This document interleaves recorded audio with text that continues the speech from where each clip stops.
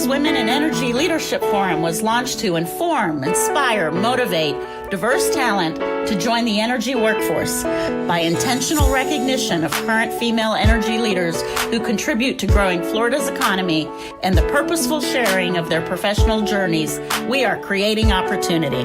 Join me each week as we meet new leaders in energy and listen to their important roles in an industry that is vital to the country's future.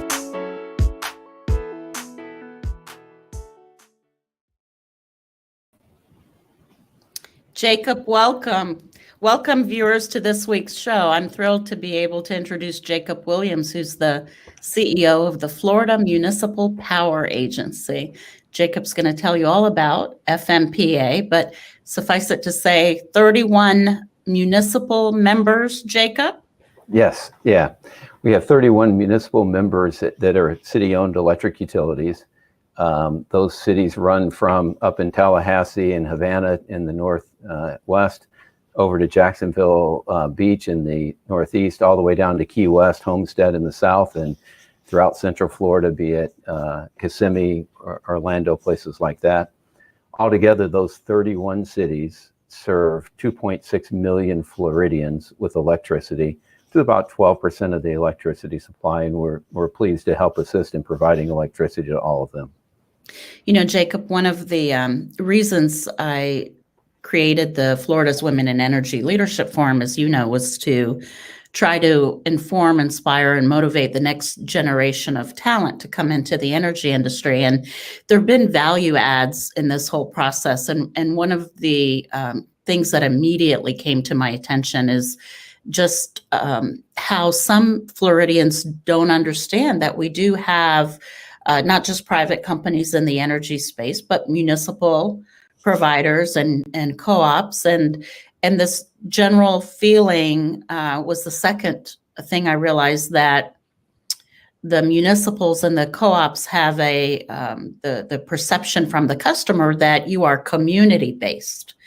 And I know that's an issue near and dear to your heart, because I've heard you speak with regard to your community engagement. Do you want to elaborate on that a little bit? Sure. I mean, when you think about municipals and co-ops, kind of have the same philosophy. Our shareholder stakeholders are the end customers. They're the cities. So everything we do is for the customer. If we lower cost, the customers directly benefit. There's nothing we do to try to build rate base so that we can earn for our shareholder. The shareholder is still the customer of that city. And so as a result, I have 31 board members. There are 31 cities. You know, it's not unusual for me to be in 3 or 4 cities a month at city council meetings, directly hearing from the city council people, meeting from them, you know, helping to meet their needs. And each of them have different needs, and you're working to try to do. But that direct connection is critical. And coming down to Florida 4 years ago, you start to learn the different flavors in Florida, how diverse each of the cities is. And, you know, Lila, you know that better than I. And it's been quite fun, and you get to know them, and each one has a different thing they'd like to see, and you work with each of them to try to help them.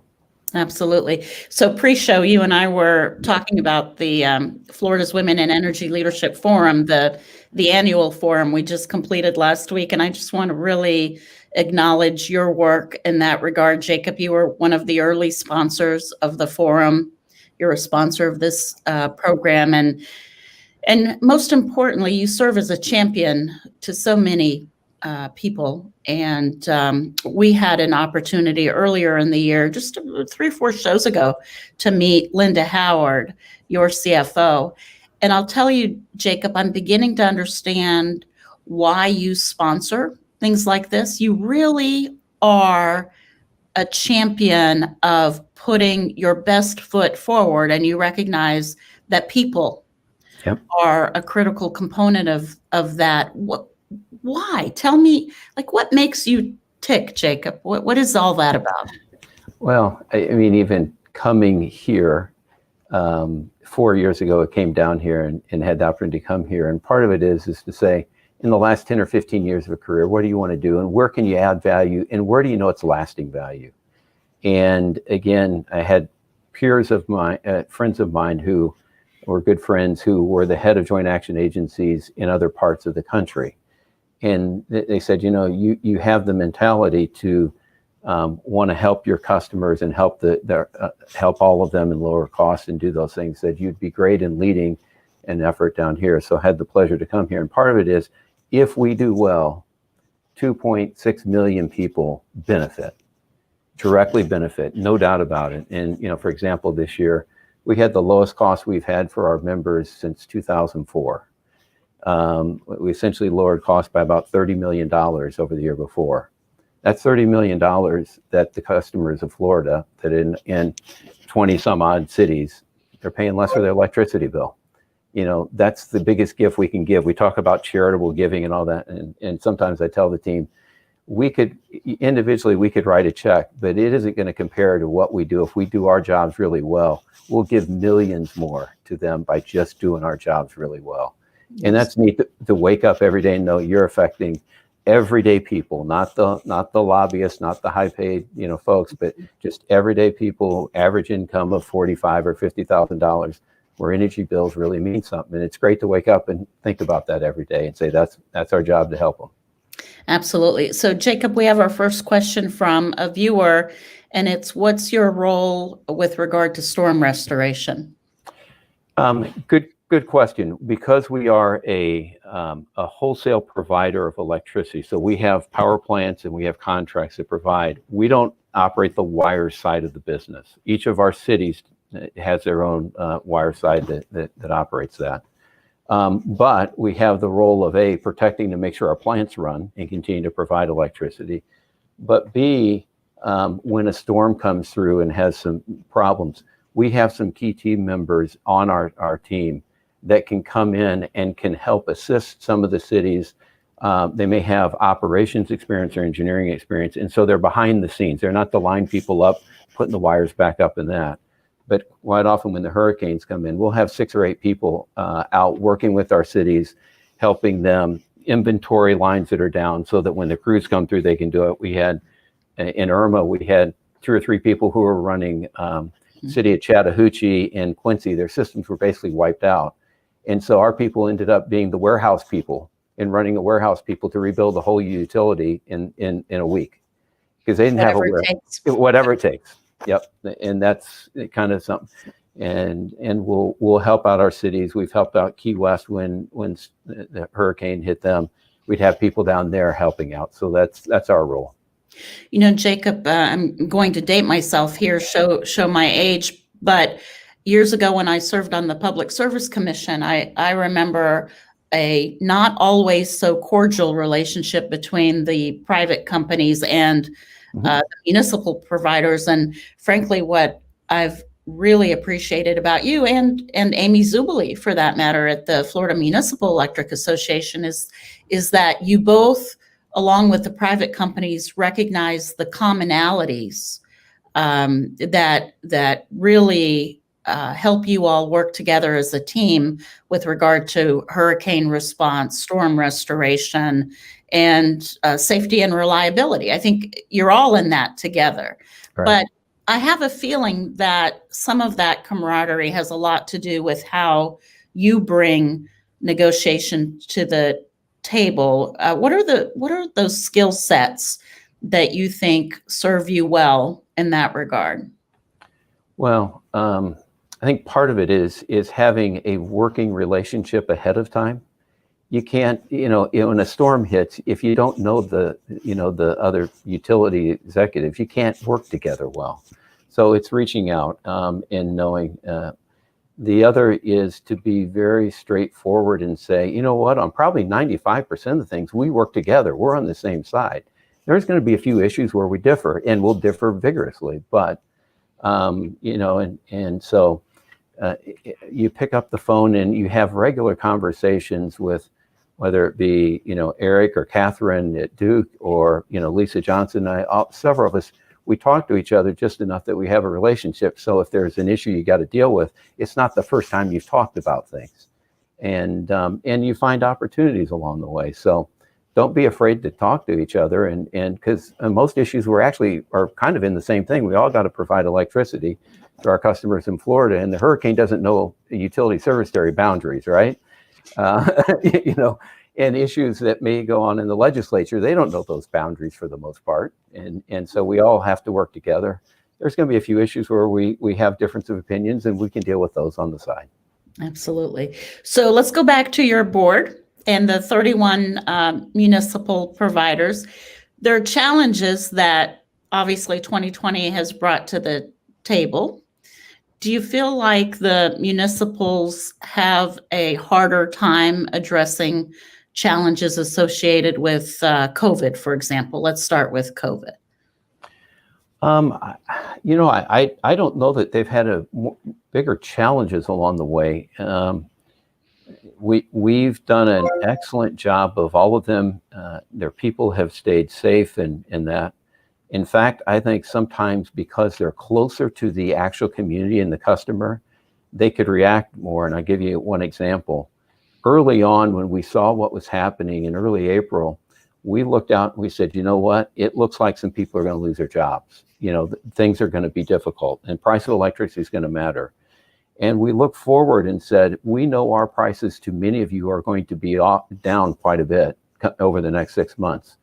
If you guys want to, you're in a position you could lower rates right now and then know the savings is coming over the next 6 months.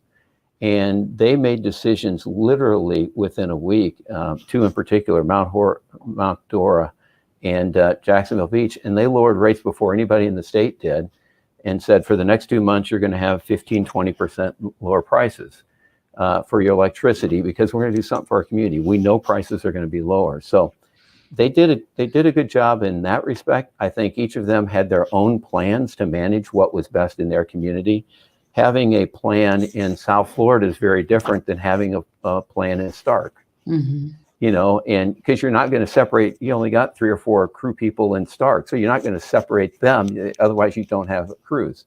A Kissimmee could say, hey, we'll separate our crews and we'll meet at 5 different substations and start the day and rotate in and out. So they could do different things depending on their community and how big or small. And as a whole, they've done extremely well. They've continued to function, and so we've been quite happy with the performance there. I remember those headlines, Jacob, when both Mount Dora and JEA announced, and in many ways they led by example. Yeah. Frankly, so I remember that. Jacob, we've got another question from the audience. Do you have a program to accept interns? We have certain positions that we regularly have interns for. That we've set up. One is in actually our PR area, that every semester we have a PR intern, usually comes out at UCF, could come out of other places. We also have an intern in our engineering area, so someone who's in electrical or one of the forms of engineering. So we do have a couple positions that we have regular interns for. Great. So you ready to get personal, my friend? Shoot, go right ahead. I told you. That's we okay. like to get right, because we use our personal stories to inspire and motivate, right? So you and I spoke almost immediately after the killing of George Floyd, as I recall, because you wrote about it. It touched you in a very personal way. Mm-hmm. Let's talk about that. What inspired you to take a quick leadership position in that regard, Jacob? Well, I don't know that deep we want to go in that. I mean, obviously, Lila, you know a bit of my family. You know my wife, Sid Charisse, who's African American, and we have the color of the rainbow family. If you look at our family, if you'd see pictures of, and so. And both of us have lived unique lives growing up, blessed lives, to where we've been at times the outsiders in our various backgrounds growing up. Sid Charisse was the first African American through a suburban St. Louis school district, start to finish. She's had all the issues that you might find in those areas. And we're well aware of things that go, the issues that went on. She dealt with it in college as well. At the same time, I was blessed to be in a school that was diverse in high school. And then I ran on the track and cross country team where all of a sudden the ratios were flipped exactly opposite for 3 hours in the afternoon every day for 4 or 5 or 8 years of my life. And you started to live in worlds where you could see different perspectives. So, that added up to, and we've been married for 32 years now. So with that as a background, when we saw what happened, we wanted to make sure that there was a statement made that, and our son had been driving while being black, stopped one time for driving while being black, coming back from college. And, we've seen these events happen before. And yet at the same time, we have tremendous respect for the police. We have tremendous respect to all our cities. I mean, I'm in a city every time and the chief of police is standing there, you get to know them all. Mm-hmm. And so, we wanted to make a statement that, what happened in that particular case was absolutely wrong. 99 point whatever percent were all horrified by what happened in this country. And yet we needed to take that emotion and that concern, but also support the infrastructure in place, the law enforcement, and say that we know that it's not most. And how do we reconcile and go forward? Because just being mad isn't enough. You got to turn it into productive. And how do we step forward in that? So it struck us. It struck a deep chord. Our church was very involved in some things. And so we put that out personally, but also shared it with the organization here and frankly shared it with the board. And Linda and I both had letters that we provided to the board. And ultimately, after sharing with the board, our board chairman, Barbara Quinones, we worked with her and actually came out with a statement that was very similar for the organization. And Barbara is the city utilities director at the city of Homestead, right? That is correct. And she's the chair of FMPA's board right now. That is correct. And so we put that out. And, again, we recognize we have cities that have all kinds of demographics across Florida. And so we need to recognize we're in and out of those communities and we support all of them. And so it touched us quite a bit.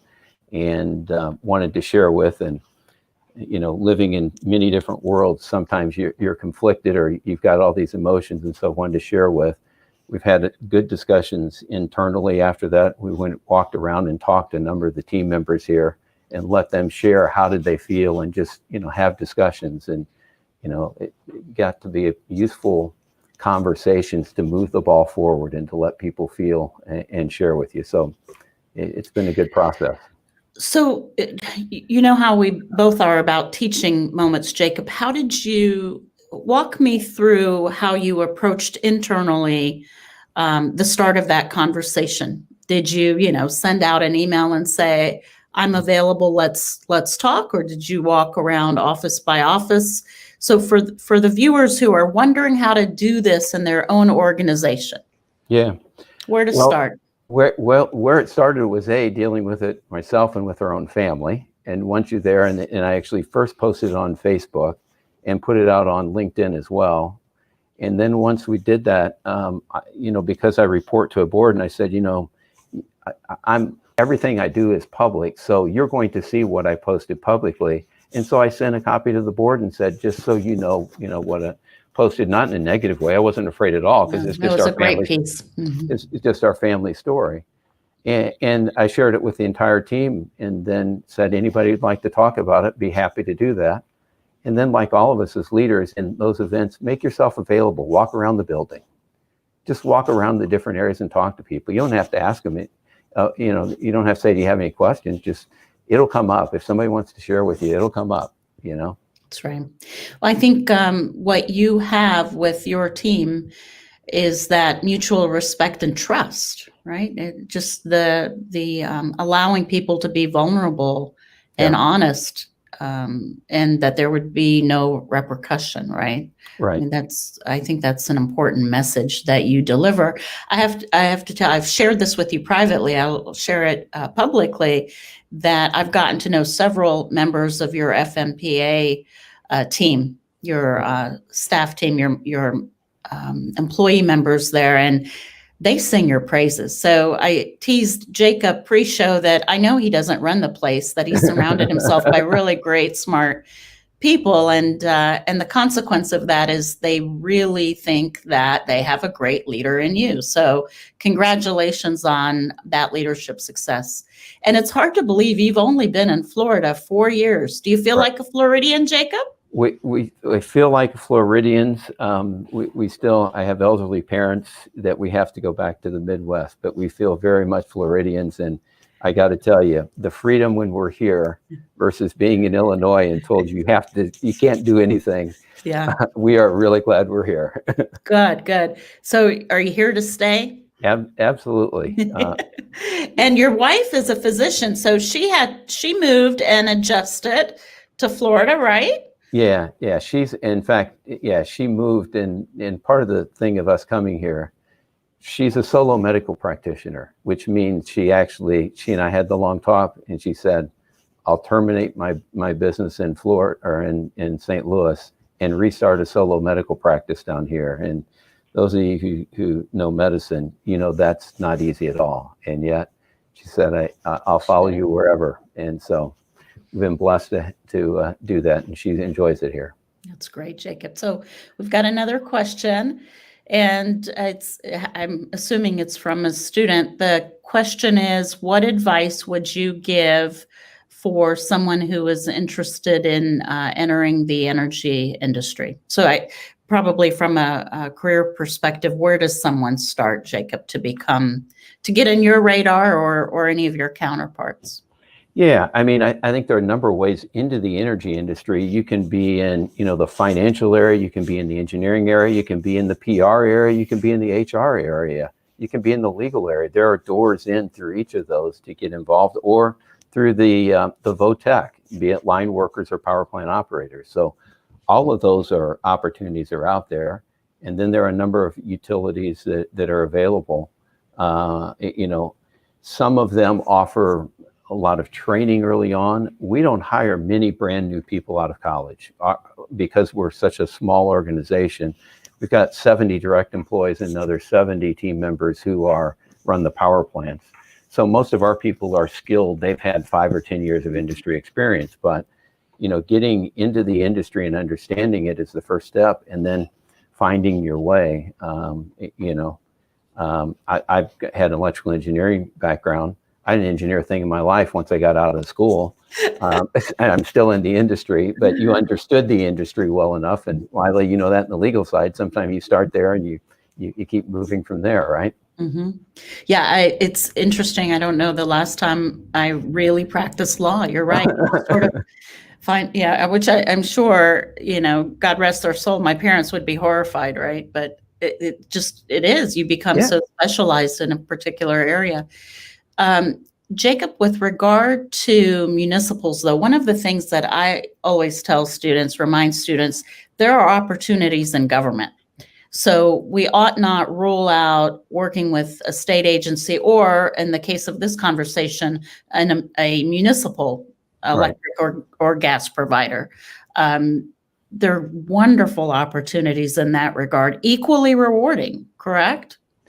Absolutely. And again, when you work for a municipal utility, especially if you got skills and background and have been trained a bit, you directly touch the customers, and you will get a feedback that is, you go to the city council meeting, if you do well and you've lowered rates, you're going to hear about it. And there's, again, I go back to, and, we raise money for this, that, and the other, and you just go, but if you do your job well, you're not just touching a few people, you're touching 1 million people, that you're giving them a gift that they're never going to thank you for it. Right. But, and if you wake up with that mindset, the other thing that you think about in Florida, Lila, and I'm remiss in not talking about it, Florida, because we use so much electricity per person, and because we use twice as much electricity in Florida as you do in California and New York, hot and humid, right?